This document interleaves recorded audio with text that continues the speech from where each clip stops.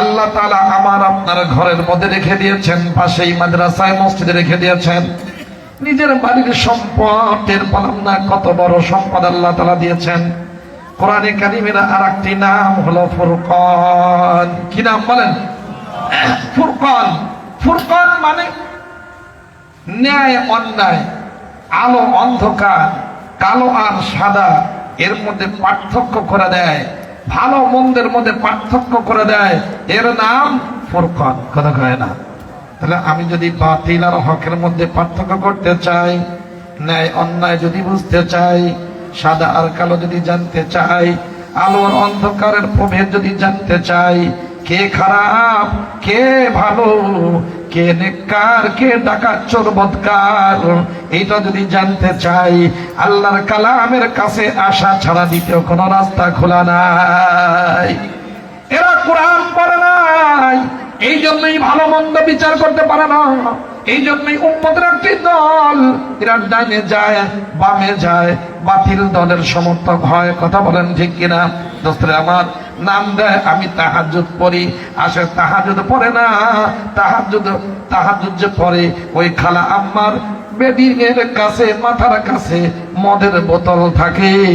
এক বোতল মদের দাম 50 থেকে 1 লক্ষ টাকা। কথা কয় না? তাহাজ্জুদ গুজার খালা কেন তার মাথার কাছে মদের বোতল থাকে এবং মদ ভরা থাকে। দোস্ত এইরকম 2 নম্বরেও করে, এইটা কি কখনো কল্পনা করা যায়? তাহাজ্জুদের নাম দিয়ে 70 রাকাত, এটা তাহাজ্জুদ পরে 70 রাকাতের কম পড়ি না। ওমা দে সুরির বড় হুজুর। কথা কয় না? দোস্ত আমার, যেই জায়গায় গিয়ে সবাই ভালো হয়ে যায়, কমপক্ষে মসজিদে গিয়ে কেউ 2 নম্বরই করে না, মাদ্রাসায় গিয়ে কখনো 2 নম্বরই করে না, কবরস্থানে গিয়ে কেউ গান বাজায় না, সেখানে গিয়ে কমপক্ষে দিলটা নরম হয় কি হয় না? কিন্তু 14 কোটি 18 কোটি 20 কোটি একটা মসজিদের জন্য বাজেট, যেই মসজিদগুলো মডেল মসজিদ বলা হয়, 4 কোটি 6 কোটি ব্যয় হয়, বাকিগুলো সব আমার ফেরেশতারা খায় ফেলে। কথা বলে না? যারা মসজিদে মাদ্রাসার টাকা চুরি করে খায়, 40 দিনের প্রোগ্রাম করে, 40 দিন কি নতুন চেয়ারম্যান নতুন মেম্বার, 40 দিনের প্রোগ্রাম। আমি আমার ওই ভাইকে মুরিদরে বললাম, ভাই কি ব্যাপার 40 দিনের আবার কি প্রোগ্রাম? হুজুর এখানে যা দেয় 20 ভাগ খরচ করতে হয় আর 80 ভাগ আমরা ভাগ করে খায় ফেলি। বুঝলেন? তার মানে 1 কোটি টাকা যদি দেয়, 20 লাখ টাকার এটা কাজ করে আর 80 লাখ টাকা সব ভাগ করে খায়, তাহলে কাজের মান কি কখনো ভালো থাকে? কথা কয় না? এত বড় হারাম কাজ। অদস্ত দুনিয়ার কোন মানুষ যদি কারোর পকেট মারে, কারোর ক্ষেতের থেকে ফসল তুলে আনে, একটা লাউ কদু যদি তুলে আনে, যেই বাড়ির কাছ থেকে আনলো, যেই ব্যক্তির থেকে নিল, একজন ব্যক্তির কাছ থেকে যদি সে মাপ চেয়ে নেয়, মাফ হয়ে যাবে। কিন্তু সরকারি রাস্তার ইট, সরকারি সম্পদ, এইটা যদি কোনো ব্যক্তি চুরি করে নেয়, করাপশনের মাধ্যমে, দুর্নীতির মাধ্যমে, ঘুষের মাধ্যমে কোনোভাবে নেয়, এই দেশে বর্তমানে কমপক্ষে 30 কোটির বেশি মানুষ, কত হয় না? বর্তমানে দেশে 30 কোটির বেশি মানুষ তাদের সরকারি সম্পদ ঘুষের নামে, সুদের নামে, করাপশনের নামে এবং চাঁদাবাজির নামে 2 নম্বরই করে কমিশনের নামে যারা নিবে, 30 কোটি মানুষের সবার কাছে তাকে মাপ নিতে হবে। যদি মাপ না নেয়, তার জান্নাতে যাওয়া সম্ভব নয়। কি বলেন ঠিক কিনা? তাহলে কোরআনে কারীম যদি এদের কাছে থাকতো, তাহলে কখনোই এমন অপরাধ সংঘটিত কখনো তাদের থেকে হতো না। কথা কয় না? যে এমন মানুষদেরকে কেমনে তারা নেতা নির্বাচন করলো? বলেন তো, আপনাদের মসজিদে যখন নামাজ পড়াবেন, ইমাম সাহেব নিয়োগ দিবেন, আজকের থেকে বাদ দেন, সাবেক ইমাম যে ওই যে গর্তে লুকায় আছে, এটা ইমাম নিয়োগ দিয়ে দিই। আপনারা ইমাম নিয়োগ দিবেন? কথা কয় না? মসজিদও বানাবেন না? আচ্ছা, আপনার মা ইন্তেকাল করছে, পক্ষে আপনাদের চেয়ারম্যান সাহেব সে একটু জানাজাটা পড়ায় দিক, পড়ান না? কেন? এত ভালো নেতা, উনি গম খাইছে, করোনার সময় টাকা খেয়েছে। কথা কয় না?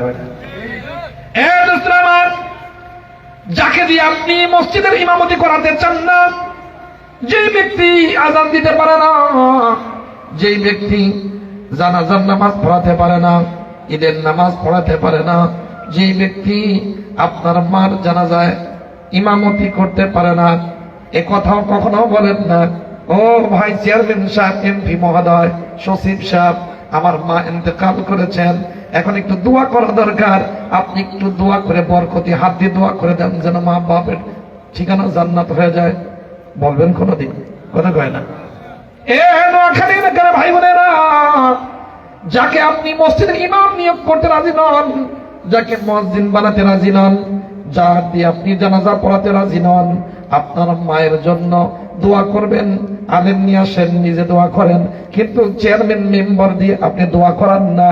যারা কোনো ভালো কাজে উপযুক্ত নয়, এদেরকে কখনো জাতির আমানত তাদের কাছে রাখা যেতে পারে না।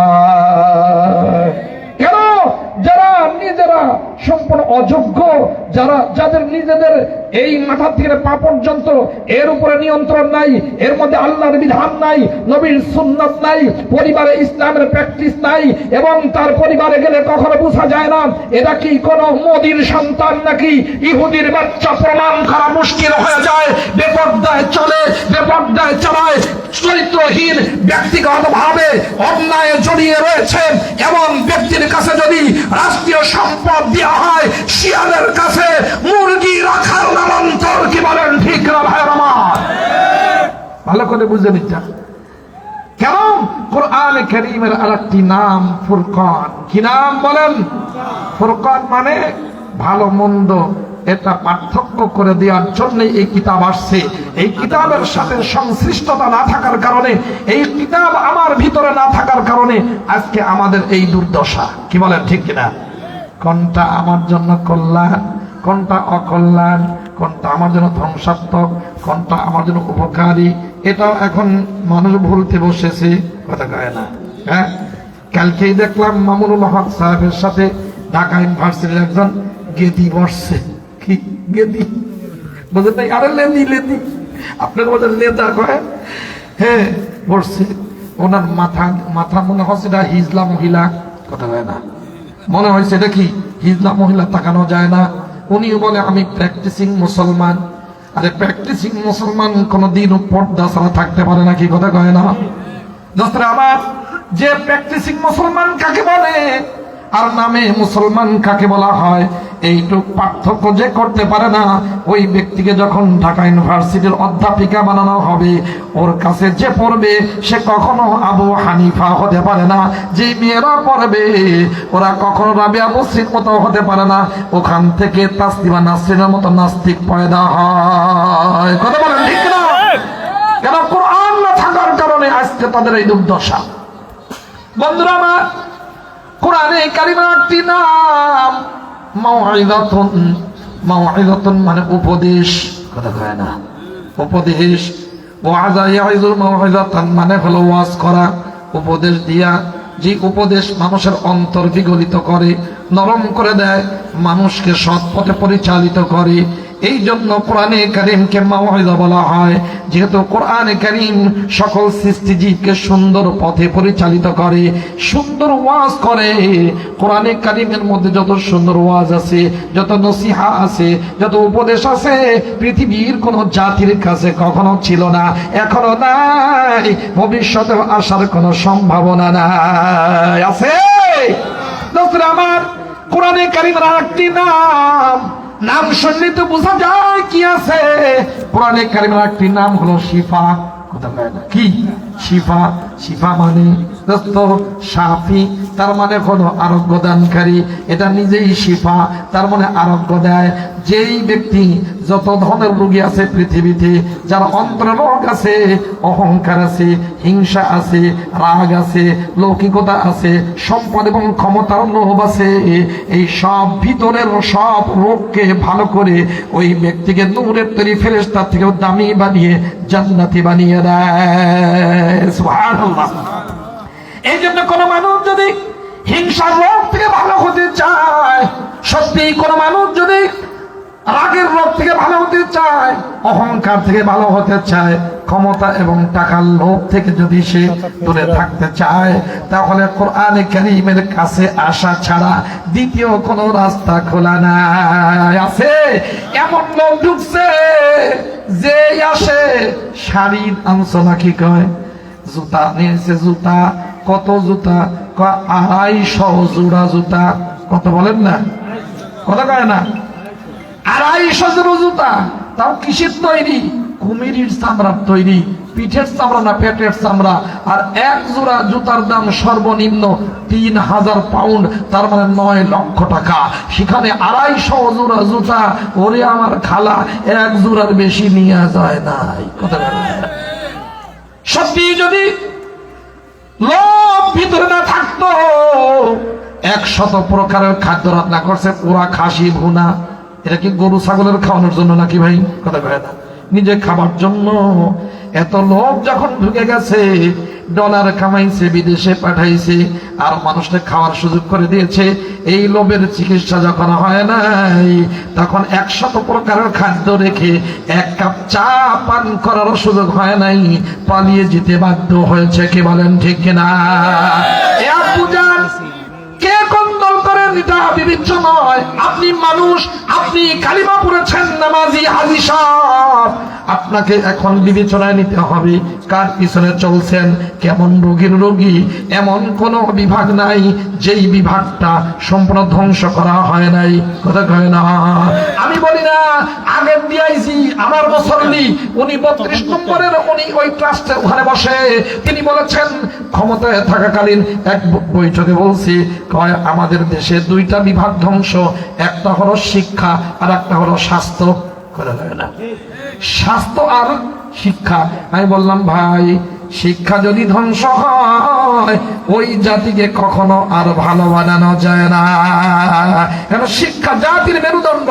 আর যদি স্বাস্থ্য বিভাগ ধ্বংস হয়, আপনারা তো বাইরে যান, মারা টাকা, চুরি করার টাকা নিয়ে চিকিৎসায় যান। জাতি চিকিৎসাহীন থেকে এই জাতি অসুস্থ রোগীতে পরিণত হয়। কথা বলেন ঠিক কিনা? আমার তাহলে কোরআনে কারিমের আর একটি নাম হলো শিফা। কি নাম বলেন? শিফা। যদি সত্যি ভিতরের লোক ভালো করতে চাই, তাহলে আমাদেরকে কোরআনে কারিমের কাছে আসতে হয়। কথা কিন্তু শেষের দিকে চলে যাচ্ছি। দোস্তরে হাকিম মোহাম্মদ মুজাদ্দিদুল মিল্লাত শাহ আশরাফ আলী থানভী রাহমাতুল্লাহ লিখেছেন, শুধু ভিতর রোগী ভালো করে না, যদি কোন ব্যক্তি কোরআনে কারীম তেলাওয়াত করে, তার জাহিরি রোগও আল্লাহ তাআলা কোরআনের বরকতে ভালো করে দেন। সুবহানাল্লাহ। কেমনে বুঝলেন? উনি হাদিস এনেছেন কি, এক সাহাবী বলেন, ইয়া রাসূলুল্লাহ, বুকে ব্যথা, আপনি ট্রিটমেন্ট দেন, ঔষধ দেন। আল্লাহ নাই বললেন ইকরাল কোরআন, কোরআন তেলাওয়াত করো। সুবহানাল্লাহ। আরেকজন সাহাবী বলেন, ইয়া রাসূলুল্লাহ, গলা ব্যথা, আমাদের চিকিৎসা দেন। আল্লাহ নাই বললেন তুমি কোরআনে কারীমের তেলাওয়াত করো। ওই দুইজন সাহাবী, একজনের বুকে ব্যথা আর একজনের গলা ব্যথা, কোরআনে কারীম যখন তেলাওয়াত শুরু করেছেন, তখন বুকের ব্যথাও নাই, গলার ব্যথাও ভালো। সুবহানাল্লাহ। নেদারল্যান্ডের সবচেয়ে বড় বিজ্ঞানী তিনি বলেছেন, যখন কোন ব্যক্তি কোরআনে কারীমের তেলাওয়াত করে, লা ইলাহা ইল্লাল্লাহ, লা ইলাহা ইল্লাল্লাহ যখন জিকির করে, আল্লাহ আল্লাহ এইগুলো যখন জিকির করে, যেখানে হা উচ্চারিত হয়, শ্বাস প্রশ্বাস ভিতরে যায় আর আসে, কোরআন তেলাওয়াত করলে, জিকির করলে এটা হয়, ওই সমস্ত ব্যক্তিদের কখনো হার্ট অ্যাটাক হয় না, তখন ভিতরটা ভালো হয়ে যায়। ডাক্তাররা বলছে, এখন তো মানব কমপক্ষে আলেমদের কথা যদি বিশ্বাস না হয়, ডাক্তার বাবা যেটা বলেছে এটা তো কমপক্ষে বিশ্বাস করে মানা দরকার। কথা কয় না?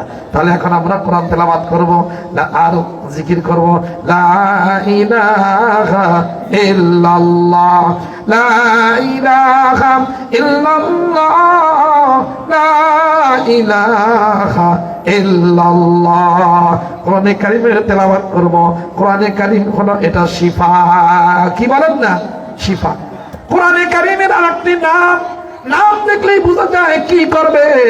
কোরআনে কারীমের একটি নাম হলো হুদা। হুদা মানে হেদায়েত, তার মানে হাদি, রাস্তা দেখায়। কি রাস্তা দেখায়? ডানেন না বামেন না, সোজা জান্নাতের রাস্তা দেখায়, সুবহানাল্লাহ কয় না? কোরআনে কারীম নিশ্চিত কল্যাণের রাস্তা দেখায়, সত্যিকার জান্নাতের রাস্তা দেখায়, উন্নতির রাস্তা দেখায়, ভালোর রাস্তা দেখায়, সফলতার রাস্তা দেখায়, কামিয়াবির রাস্তা দেখায়, সুবহানাল্লাহ কয় না? আল্লাহ তাআলা বলেন বিসমিল্লাহির রহমানির রহিম, আলিফ লাম মিম, যালিকাল কিতাবু লা রাইবা ফীহি হুদাল লিল মুত্তাকিন, হুদাল লিল মুত্তাকিন সবার জন্য। আর এক জায়গায় আছে শাহরু রমাদানাল্লাযী উনজিলা ফীহিল কুরআন হুদাল লিন্নাস, সমগ্র মানব জাতিকে সঠিক রাস্তা দেখায়। তোমার কল্যাণ কোন দিকে, তোমার ভালাই কোন দিকে, কোথায় গেলে তুমি বিপদে পড়বা, কোথায় গেলে তুমি ভালো থাকবা, কোন দিকে তোমার জন্য ভালো, কোনটা তোমার জন্য কালো, এই রাস্তা দেখায় আমার আল্লাহ তাআলা কোরআনে কারীমের মাধ্যমে, সুবহানাল্লাহ। ও দোস্ত, আজকে মানুষ দ্বিধাহীন, এখন দ্বিধার মধ্যে রয়েছে, শঙ্কার মধ্যে রয়েছে, দ্বিধাদ্বন্দ্বের মধ্যে আছে, কোন দিকে যাই, আগেরটাই তো ভালো ছিল, এখনকার সামনে যারা আসবে এদের মধ্যে না না। ও দোস্ত, যতক্ষণ পর্যন্ত আমার আল্লাহর হুকুমের কাছে না আসা হবে, আল্লাহর নবী দেখে যাওয়া খিলাফত ব্যবস্থা, ধর্ম বর্ণ ভিন্ন মত সবার জন্য খিলাফত, আল্লাহর নবী যেটা রেখে দিয়েছেন, ইসলামী শাসনতন্ত্র যদি কায়েম করা না হয়, মানব রচিত দুর্গন্ধযুক্ত বিজাতীয় ব্রিটিশ, পাকিস্তান, ইন্ডিয়ান এদের আইন দিয়ে কখনো দুনিয়াতে অতীতেও শান্তি আসে নাই, ভবিষ্যতেও আসার কোনো সম্ভাবনা নাই। কি হুদা হুদা আর কি, ওয়া রাহমাতুল লিল মুমিনিন। আল্লাহ রাব্বুল আলামিন বলেন কোরআনে কারীমের একটা নাম হলো রহমত। কি বলেন না? রহমত। রহমত মানে কি? রহমত তো বোঝেন, রহমত দয়া, আমার মায়া, অনুগ্রহ। এখন আমরা কি দয়া পাইতে চাই, রহমত পাইতে চাই কিনা? আপনাদের বাড়িতে মনে হয় রহমত দরকার নাই না? বাড়িতে দরকার আছে কিন্তু গ্রামে দরকার নাই, গ্রামে দরকার আছে কিন্তু উপজেলায় দরকার নাই, কথা কয় না? তাহলে আমাদের বাড়িতে, আমাদের সমাজে, আমাদের এই ইউনিয়নে, আমাদের এই উপজেলায়, আমাদের জেলায়, আমাদের বিভাগে, আমাদের রাষ্ট্রে, আমাদের পৃথিবীতে রহমত দরকার কি দরকার না বলেন? আল্লাহ রাব্বুল আলামিন বলে দিলেন, হে বান্দা-বান্দি, তোমরা যদি সত্যি আমার রহমত পেতে চাও, দয়া পেতে চাও, সত্যি যদি সুন্দরভাবে আমার রহমত পেয়ে জিন্দেগি সুন্দর করতে চাও, কোরআনে কারীমের কাছে এসে যাও। কোরআনে কারীমের কাছে না গিয়ে কোনদিনও আমার রহমত পেতে পারো না। তাহলে আমরা রহমত চাই, কোরআন শিখতে রাজি নাই, চিল্লা দিচ্ছে 40 বছর ধরে আল্লাহর কালাম পড়া জানে না, পীরের মুরিদ 50 বছর ধরে আল্লাহর কালাম পড়া জানে না, তাহলে বোঝা যাবে সত্যিকার রহমত সে কখনো পেতে পারে কথা কয় না ম্যাডাম? কোরআনে কারীমের একটি নাম তাযকিরা। কি নাম বলেন? শেষ কথা, তাযকিরা। আপনার কি টিকিট লাগবে না? হ্যাঁ, আরবিতে কি কয়? টিকিট। টিকিট টিকিটে কি কয়? আমরা তো সৌদি সব, এরা কি কয়? টিকিট। طه ما أنزلنا عليك القرآن لتشقى إلا تذكرة لمن يخشى। কোরআনে কারীম কেন আল্লাহ তাআলা পাঠাইছেন? কেন? তাযকিরা, টিকিট হিসাবে। এ ভাই, টিকিট ছাড়া কোনদিনও কি এই জায়গা থেকে বাসে করে পাবনা বা আপনার ঢাকাতে যাওয়া যায়? কথা কয় না? টিকিট লাগে না? টিকিট ছাড়া কি কোনদিন ইন্ডিয়ায় যাওয়া যায় না? যাওয়া যায়, বলায় যাওয়া যায়। আমাকে মালিক শামসুদ্দিন মালিক, ওরে বাবারে বাবা, ৭০ লাখ না ১ কোটি টাকা নিয়ে গেছে, কোলার পাতার মধ্যে শুয়ে আছে, আর একজন টাকা নিয়ে শেষ দিছে ভিড়া দিছে। আরে একজন বিচারপতি আইনের লোক বেআইনি কাম করতেছিল, এই জন্য খোদার গজব নাজিল হয়েছে। কি বলেন ঠিক না? আইনের চেয়ারে বসে জুডিশিয়াল ক্রাইম যখন করেছে এবং নির্দোষ মানুষকে যখন হত্যা করেছে, ফাঁসি দিয়েছে, আল্লাহ তাআলা তাকে নগদ শাস্তি দুনিয়াতেই দেখিয়ে দিয়েছেন। কি বলেন ঠিক না ভাই আমার? অন্যের ঘরে আগুন দিলে নিজের ঘর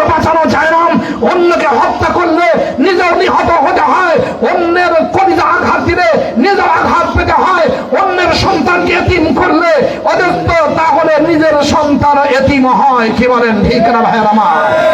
অন্যের ক্ষতি করে ভালো থাকবেন চলবে না, এটা কথা কয় না এটা। তাহলে ভাই আমাদের নারায়ণগঞ্জে ঢাকায় হঠাৎ করে 7 মার্ডার না 6 মার্ডার, 7 মার্ডার না, ওই যে আবুল হোসেন আর 70 টাকা তোলারা মারলে কেমনে যেন, হ্যাঁ ওই দিনই যেদিন মারা গেল সব তো সরকারি দলের দোস্তরাই মরছে, ঠিক না? এর মারা গেছে। সেদিন আমাদের খালাম্মা উনি গাজীপুরে ভাষণ দিলেন, আজকে আমাদের এতগুলো মানুষকে এই নারায়ণগঞ্জের নির্মম ভাবে যারা হত্যা করেছে, এরা এর পিছনে স্বাধীনতা বিরোধী এবং রাষ্ট্র বিরোধীরাই দায়ী। আমরা তাদেরকে খুঁজে খুঁজে বের করে দৃষ্টান্তমূলক শাস্তি দেব। ওমা 24 ঘন্টা যাওয়ার আগে দেখা গেল সবটা দলের মানুষ। কথা কয় না হয় না? আমরা ঠিকই তো স্বাধীনতা বিরোধী কইছে, মাশাআল্লাহ ভালো সার্টিফিকেট দিছো, বুঝা তো গেছে। কথা কয় না ম্যাডাম? যখন আমার হঠাৎ করে দেখা গেল মারার পরে ওমা ফেরেশতারা নিয়ে আবুল হোসেনকে ইন্ডিয়ায় ফেলাই দিল, ওরা টিকিট মিকিট লাগলো না। কথা কয় না ম্যাডাম? কিন্তু আমরা গেলে তো টিকিট লাগে। আমার কত যে দাওয়াত পড়ছে ইন্ডিয়ায়, পশ্চিমবঙ্গে, আসামে, এরপরে বিভিন্ন জায়গায়, কিন্তু যতবারই দিই পাসপোর্ট ফেরত, পাসপোর্টের এখানে ভিসাও দেয় না, টিকিট তো দরকার এটাও দেয় না। তখন তো গিয়েছিলাম সেই 93 সালে দারুল উলুম দেওবন্দে, তখন আমরা ভিসা নিয়েছিলাম বৈধভাবে। উলামায়ে কেরাম তখন আল্লামা কাজী মুতাসিম বিল্লাহ রহমাতুল্লাহ আলাইহি, শামসুদ্দিন কাসিম রহমাতুল্লাহ আলাইহি, এখনো একজন জীবিত আছেন আল্লামা ফরিদুল মাসুদ সাহেব, ওনার সিগনেচারে এদেশের ছেলেরা ওখানে ভর্তি হতে পারতো। তাসদিক নামা বলে এটা। আমরা ওনাদেরটা ইসলাম গেছিলাম, কিন্তু দেখা গেল যে মানে টিকিট ছাড়া বিদেশে যাওয়া যায় না। তাহলে কোরআনের আরেকটি নাম কি? টিকিট। কি বলেন না? টিকিট। টিকিট সুবহানাল্লাহ কয় না মিয়া? তাযকিরা। তার মানে সত্যি যদি আমরা শান্তির রাজ্যে যাইতে চাই, উন্নতির রাজ্যে যাইতে চাই, রহমত পেতে চাই, যদি আমরা সত্যিকার উন্নতি, অগ্রগতি, সমৃদ্ধি পেতে চাই, সত্যি যদি আমরা সত্যিকার স্বাধীনতা নিশ্চিত করতে চাই, সম্মানের সাথে মাথা উঁচু করে দাঁড়াতে চাই, আমরা সকল করাপশন দুর্নীতি বন্ধ করে সুন্দর একটা সাম্রাজ্য, ভালো একটি রাষ্ট্র যদি কায়েম করতে চাই, কোরআনে কারীমকে টিকিট হিসাবে গ্রহণ করা ছাড়া দ্বিতীয় কোনো রাস্তা খোলা নাই। আরে মুসলমান বিভিন্ন জায়গায় যায়, টিকিট তো নেয়, কিন্তু জান্নাতে যাওয়ার টিকিট হলো কোরআনে কারীম। কবর থেকে, কবরের আযাব থেকে বাঁচার টিকিটের নাম হলো কোরআনে কারীম। দুনিয়াতে শান্তি পাওয়ার টিকিট হলো কোরআনে কারীম। উন্নতির টিকিট হলো কোরআনে কারীম। আমরা শান্তি চাই, উন্নতি চাই, কিন্তু টিকিট কাটতে রাজি নাই। কথা কয় না? এই জন্য আমরা যদি সত্যি আমাদের পরিবারে শান্তি প্রতিষ্ঠা করতে চাই, আমাদের সন্তানদেরকে আল্লাহওয়ালা বানাতে চাই, সেবক বানাতে চাই, খাদেম বানাতে চাই, কল্যাণকামী বানাতে চাই, দেশপ্রেমিক যদি বানাতে চাই, সৎ অফিসার যদি বানাতে চাই, সততার মূর্ত প্রতীক যদি বানাতে চাই, মানুষের সম্পদের পাহারাদার যদি বানাতে চাই, বাটপার যদি বানাতে না চাই, সত্যি নেককার যদি বানাতে চাই, পাজি বানাতে যদি না চাই, হাজি যদি বানাতে চাই, ইয়াকুব না বানিয়ে বিয়াকুব না বানিয়ে ইয়াকুব যদি বানাতে চাই, জানোয়ার বানানোর পরিবর্তে আনোয়ার যদি বানাতে চাই, কথা কয় না, আলোকিত যদি বানাতে চাই, এখানে রশিদিয়া মাদ্রাসায় যে কোরআনে কারীম পড়ানো হয়, এই কোরআনে কারীমের কাছে আসা ছাড়া, কোরআনে কারীমের ভিতরে ঢুকা ছাড়া, এইটা আত্মস্থ করা ছাড়া কখনো এটা সম্ভব নয়। আমার কিন্তু আফসোস, এই কোরআনে কারীমটা আমরা পড়তেই রাজি না। আমাদের কাছে এত সম্পদ, এত দামি সম্পদ আল্লাহ তাআলা দিয়ে রেখেছেন, আমরা অবহেলা করে এটাকে দূরে সরিয়ে রেখেছি। আর কতদিন রাখবেন? আমরা তো সম্মান চাই, আমরা তো ইজ্জত চাই, আমরা তো উন্নতি চাই, আমরা সর্বদিক থেকে আমরা নিজের পায়ে দাঁড়াতে চাই, স্বাবলম্বী হতে চাই। কথা কয় না বেটা? সত্যি যদি স্বাবলম্বী হতে চাই, উন্নতি চাই, আমরা যদি ইজ্জত আর সম্মান চাই, তাহলে আমাদেরকে কোরআনে কারীমের কাছে আসতে হবে। আমরা যদি ইজ্জত না চাই, তা আল্লাহ কি জোর করে আমাকে ইজ্জত দেবে? কথা কয় না? সময় নদীনী ভাইরা, কথা শেষ। তাহলে আমাদের দুনিয়া আখিরাতের সকল উন্নতি এই কোরআনে কারীমের মধ্যে। সুবহানাল্লাহ। এটা কিন্তু দস্তুরে হায়াত। কি বলে বলেন না? দস্তুরে হায়াত, নিজামে হায়াত আরবিতে বলে, নিজামে হায়াত। এটা কনস্টিটিউশন, এটা সংবিধান, এটা সকল সৃষ্টিজীব কেমনে চলবে এটার একটা গঠনতন্ত্র। সুবহানাল্লাহ। দুনিয়ার মানুষের বিভিন্ন দলের এবং বিভিন্ন ক্লাবের, বিভিন্ন প্রতিষ্ঠানের এই সব জায়গায় গঠনতন্ত্র থাকে কি থাকে না বলেন? আচ্ছা বলেন তো, দুনিয়ার গঠনতন্ত্র আছে, এই গঠনতন্ত্র কেউ যদি একটু পড়ে কয়টা সওয়াব পাবেন? কথা হয় না? আমাদের সংবিধান এটা যদি আপনি 1 ঘন্টা পড়েন, ভালো করে জম্মের পড়া পড়েন, তাহলে কয় লাখ সওয়াব হবে? কথা হয় না? হবে? আচ্ছা, আমাদের দেশের গঠনতন্ত্র সংবিধান এর মধ্যে ভুল আছে না নাই?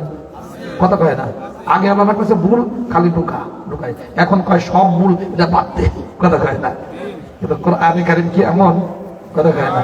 হ্যাঁ দোস্তরা আমার, ভালো করে বুঝে নেই যে এটা তেলাওয়াত পড়লে কোনো সওয়াব হয় না, মানব জাতির উন্নতির গ্যারান্টি দেয় না, এবং এর মধ্যে ভুল আছে।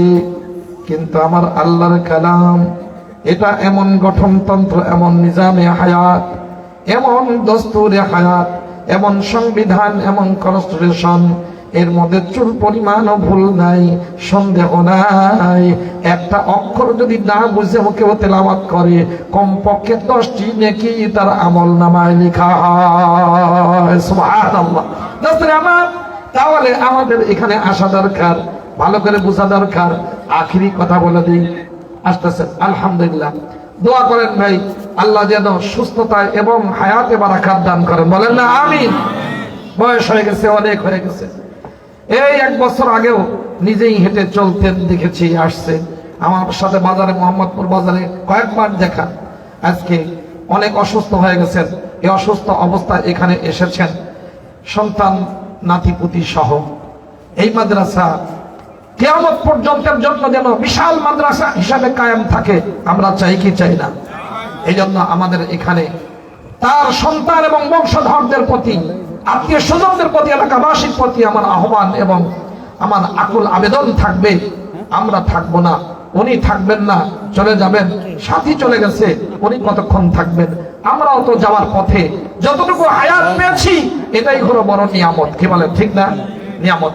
আমরা কতক্ষণ থাকবো আমাদের জানা নাই, কখন আজরাইল আসবে আর আমাদের জান নিয়ে যাবে আমরা কেউ জানি না। তবে আমরা এই নিয়ত করি, যারা বড়রা হয়েছি আমরা সবাই আল্লাহর কালাম সহি করে তেলাওয়াত আলেমদের কাছে গিয়ে শিখবো। ঠিক আছে না ইনশাআল্লাহ? যেই সমস্ত ছেলে মেয়েরা বিভিন্ন কাজে জড়িয়ে গেছেন, বিভিন্ন চাকরিতে বাকরিতে বিবাহ শাদী হয়ে গেছে, আল্লাহর কালাম শেখে নাই, তাদেরকেও চিঠি পাঠিয়ে দাওয়াত দিয়ে নিয়ে বলেন, বাবা তুমিও বোঝো নাই, আমিও বুঝি নাই, পড়াতে পারি নাই, তুমিও পড়ো নাই, এখনো সময় আছে, হায়াত আছে, তুমি কোরআনে কারীম সহি করে তুমিও বাঁচো, আমাকেও বাঁচাও। বলা যাবে না ইনশাআল্লাহ? নম্বর 3, আমাদের সকল সন্তান, ছেলে এবং মেয়ে, নাতি পুতি যা আছে গুণহারে সবগুলোকে নুরানি মাদ্রাসায় ভর্তি করিয়ে 3-4 বছরের জন্য দিয়ে দেন। ও ভাই, কতজনের তো সন্তানই হয় না? কথা হয় না? সন্তান আল্লাহ দিয়া নিয়ামত, এই নিয়ামত গুলোকে আপনারা নুরানি মাদ্রাসায় ভর্তি করা দেন। মুজাহিদে আজম আল্লামা শামসুল হক ফরিদপুর রহমাতুল্লাহ আলাইহি, হাফিজ হুজুর রহমাতুল্লাহ আলাইহির নির্দেশনায় আল্লামা কারি বিলায়াত হোসেন রহমাতুল্লাহ আলাইহি যে নুরানি ব্যবস্থা দিয়ে গিয়েছেন, সারা বাংলাদেশ নয় বিশ্বের বিভিন্ন জায়গা এই মডেলকে গ্রহণ করেছে। যে ছোট ছোট বাচ্চারা, মাসুম ছেলেমেয়েরা, এরা যেই সুন্দর ইংরেজি, বাংলা, আরবি লেখে, পড়ে, আদব কায়দা শিখে, কোরআনে কারীম যেইভাবে এরা সুন্দর করে তেলাওয়াত করে, এবং রাস্তা দিয়ে যখন যায় এই ছোট মাসুম বাচ্চারা দেখেন সালাম কত সুন্দর করে দেয়। কি বলে, ঠিক না? এইগুলো শেখানো হয় নুরানি মাদ্রাসায়, কিন্তু এইগুলো তো প্রাইমারিতে নাই। যার কারণে প্রাইমারির যারা উস্তাদ, শিক্ষক, মাস্টার সাহেব যারা আছেন, তারা পর্যন্ত নিজেদের সন্তানকে এই নুরানি মাদ্রাসায় দিয়ে দিচ্ছেন। আজকে তারা আফসোস করে বলছে, তোমাদেরকে সব দিলাম, আমরা বেতন দিলাম, নিয়োগ দিলাম, আবার তোমাদের বিল্ডিং করে দিলাম এবং শিক্ষার বিনিময়ে খাদ্য দিলাম, কিন্তু ফলাফল ঘোড়ার ডিম। কথা হয় না? আর এগো কিছুই নেই না, এখান থেকে খালি ভালো ভালো বের হয়। কেন হয়? ওখানে শুধু টাকার ধান্দা, আর এখানে আল্লাহকে পাওয়ার একটা উদ্দেশ্য। কি বলেন, ঠিক কিনা? এই জন্য এরা সামান্য ওজিফায় সামান্য বেতনে সম্মানিত যেই চেষ্টা মেহনত এরা করেন, এই মেহনত যদি ওখানে থাকতো তাহলে ওখান থেকেও চোর বের হতো না, ডাকাত বের হতো না, করাপ্টেড বের হতো না, দুর্নীতিবাজ বের হতো না, ব্যারিস্টার কখনো এরকম ডাকাত হতো না, ইঞ্জিনিয়ার কখনো চোর হতো না। কি বলেন ঠিক না ভাই আমার? ভালো মানুষ তৈরি হইতো। এই জন্য আমরা সবাই মিলে কমপক্ষে ওখানে তো আপনি প্রাইমারিতে দিবেন, তারপরে 6-এ পড়বে, হাই স্কুলে গিয়ে এখানে 3 বছর দেন, 3 বছর পর এরা গিয়ে দেখবেন 4-এ বা 5-এ ভর্তি হবে, সবার আগে এদের নম্বর থাকবে। কথা কয় না? এটা আমাদের অতি বাস্তব অভিজ্ঞতার আলোকে বলছি। এই জন্য আপনারা এই মাদ্রাসাকে জিন্দা রাখার জন্য চেষ্টা করবেন না ইনশাআল্লাহ? নিজেরাও পড়বো এবং সন্তানদেরকে দিব, এবং নিজেদের সম্পদ আল্লাহ তাআলা যা দিয়েছেন এরা কোনো অনুদান বা ইহসান অনুগ্রহ না, দায়িত্ব মনে করে, ইমানি দায়িত্ব মনে করে আপনারা কোরআনের খাদেম হয়ে যাবেন। ঠিক আছে না ইনশাআল্লাহ? আমি তো জানি না, মুসাফির, আমি লম্বা সফর করে আসছি পাবনা থেকে, গতকালকে ডবল প্রোগ্রাম সেরে আসছি সকাল 8টার সময় ঢাকায়, জ্যাম আর জ্যাম। কেন? পুলিশ তো নাই, পুলিশ ইলিশ খাইতে পারে না, এই জন্য সব পুলিশ কি হাওয়া হয়ে গেছে। এরা আমাদের দিকে তাকাইতেও সাহস পায় না। কেন? এমন 2 নম্বরই করছে, এত অন্যায় করেছে, আর গুনাহ আর অন্যায় নগদ শাস্তির মধ্যে এটা একটা, যে ওরা সাহস নিয়ে কথা বলতে পারবে না, মোরাল এবং নৈতিকতা ডাউন হয়ে গেছে। কথা কয় না বেটা? এই জন্য এখন অনেক অফিসাররা কাজ করতেছে না। কেন? আগের মতো তো ঘুষ খাইতে পারে না, এদিক দিয়ে ছাত্র আছে এবং পর্যবেক্ষণ করার মতো ক্যামেরা আছে, যার কারণে ওরা কাজ ঠিক মতো করতেছে না। সরকারকে ফেলে দিবার জন্য এবং এদেরকে ব্যর্থ করে দিবার জন্য আমাদের জাতি হিসাবে ঐক্যবদ্ধ থাকতে হবে। তোমরা চুরি করবা, চুরি করে দুর্নীতি করে প্রশাসন চালাবা, এই জন্য এখন চুরি করার সুযোগ নেই দিকে তোমরা কাজ করবা না। তোমার মতো অফিসার দরকার নাই, তুমি অবিচার করবা, তোমাকে বঙ্গোপসাগরে নিক্ষেপ করা হবে। কি বলেন ঠিক না ভাই আমার? আমাদের এই দেশে সব অফিসার আল্লাহওয়ালা নেককার দরকার। কোত্থেকে পাবেন? ইন্ডিয়া থেকে আনবেন, ওরা তো আরো বড় চোর। কথা হয় না বেটা? ইসরায়েল থেকে আনবেন, ওরা সবচেয়ে বড় খনি। লন্ডন থেকে আনবেন, লন্ডন যাদেরকে লালন পালন করে পাঠায় ওরা সবচেয়ে বড় জাতির গাদ্দার হয়। এটা ইতিহাস। কি বলেন ঠিক না ভাই আমার? 190 বছর শাসন করেছে, অতদিন পর্যন্ত যায় নাই 53,000 উলামা একরামের রক্ত ঝরিয়ে 3 লক্ষ মুসলমানকে হত্যা করে 6 লক্ষ কোরআন শরীফকে জ্বালিয়ে তারপরে ওরা বিদায় নিয়ে ওদের সন্তানদেরকে রেখে গিয়েছে। ওরা বিদায় হয়েছে, পাকিস্তান হয়েছে, বাংলাদেশ হয়েছে। আমরা কি ওই সময় ব্রিটিশের আমলের তুলনায় খুব ভালো আছি? কথা কয় না? চুরি বেড়েছে, কারাপশন বেড়েছে, ব্যভিচার বেড়েছে এবং নৈতিকতাহীনতা বেড়েছে। যতটা আমার মাদক বেড়েছে। কেন বেড়েছে? ওই ইংরেজদের ওই দিয়া সিলেবাসের নামে সুলা বাস যখন দিয়ে গেছে, তখন এখান থেকে 2 নম্বরই মানুষ তাদের দালাল তৈরি হয়, সত্যিকার দেশ প্রেমিক তৈরি হয় না। বুঝলেন নাই? এই জন্য আজকে কোত্থেকে পাবেন? আমার আপনার সন্তানদেরকে ভালো বানাবার জন্য চেষ্টা অব্যাহত রাখতে হবে। আমরা সবাই মিলে দোয়াও করব, চেষ্টাও করবো না ইনশাআল্লাহ? এখনই ওই 3টে সন্তানের মাথায় দস্তারে ফজিলত এটা প্রদান করা হবে। এরপরে সভাপতি সাহেব, প্রতিষ্ঠাতা হযরত কথা বলবেন ইনশাআল্লাহ। আমরা হযরতের 1-2 মিনিট উনি তো বসে থাকতে পারেন।